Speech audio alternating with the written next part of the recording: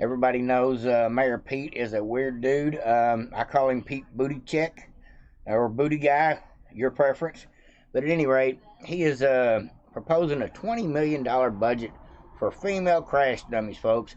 And this is where, if I didn't have 2 copyright strikes against me at the moment, I'd be playing some of that Twilight Zone intro music in the background, just because this is some weird crap, folks.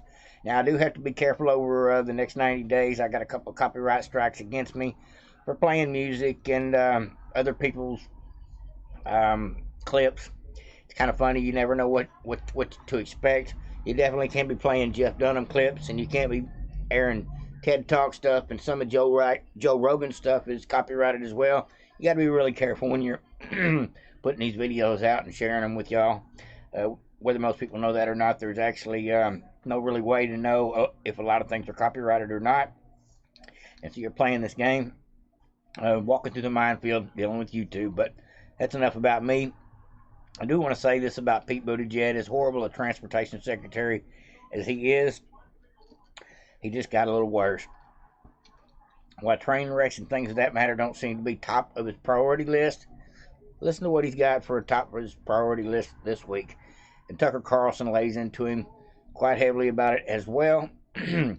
Now, he wants to have crash test dummies for men that are built like men and built like women. What's next? Transgender crash dummies? I mean, that's what I'm thinking. Put wigs on some of them, call them the transgender ones. That'll be next, and they'll need money for that too. Watch it. I mark my words, that's probably next on the agenda. Just my speculation. But at any rate, this is what I'm thinking. If the Democrats all believe that a 6-foot-tall dude in a wig that swims with a bunch of 5-foot-tall girls that are half his weight, half his size, is an equal fair thing, because we got to worry about identity politics. And so this, I guess, swimmer thinks he's a non-binary, or I don't even know how to pronounce his pronoun at this point. But my point is that the Democrat Party thinks it's okay for transgenders to be in women's sports. No matter what the size difference is, they're denying the fact that women and men are built differently, not just anatomy, genetically, or genitalia, but physical structure-wise. Men are built heavier, bigger bone structure all the way around, and this is something that you cannot disprove. It is follow the science.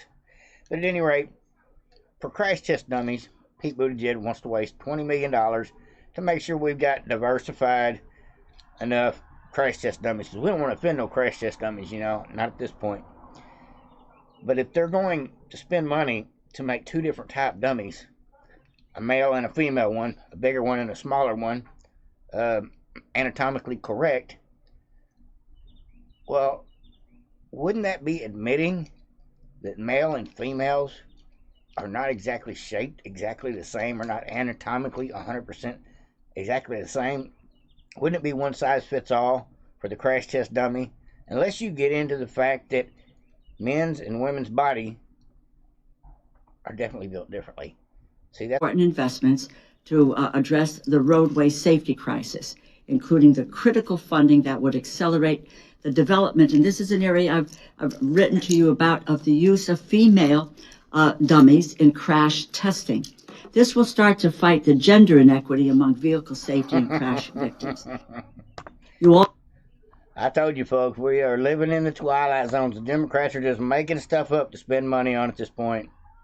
It says they want to use specialty size crash test dummies representing small-sized adult females, according to the DOT's pitch, and cutting-edge safety and accessibility research initiatives. Now, I'm going to let you hear what Tucker had to say about this. This is actually a little comical, but it is more than anything, it is crazy. These folks have lost their mind.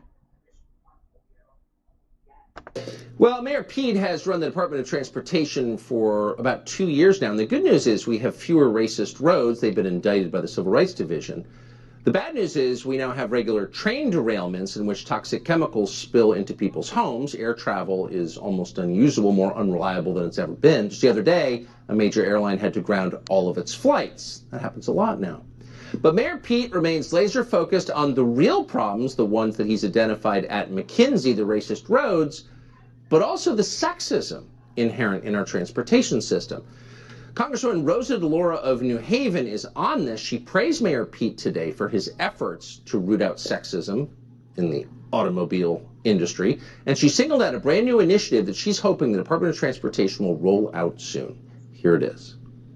You also plan to make important investments to address the roadway safety crisis, including the critical funding that would accelerate the development. I had to stop for a second, folks. I'm not going to hear that a purple-haired lady thinks that roads are racist. This lady probably has a chauffeur and probably doesn't travel through public transportation anyway. And this is an area I've written to you about, of the use of female dummies in crash testing. This will start to fight the gender inequity among vehicle safety and crash victims. So call us woke. That's a heck of an idea. Let's get some blue-haired crash test dummies that are unidentifiable because they're gender non-binary. But that seems like transphobia. Did it never occur to Congresswoman DeLauro you could just put lipstick on the male dummies and have them identify as female? Trans female dummies are trans females. Here's my question. Is Pete Buttigieg admitting there's only two genders? Like, subscribe, and share to Vote of Patriots. Over and out.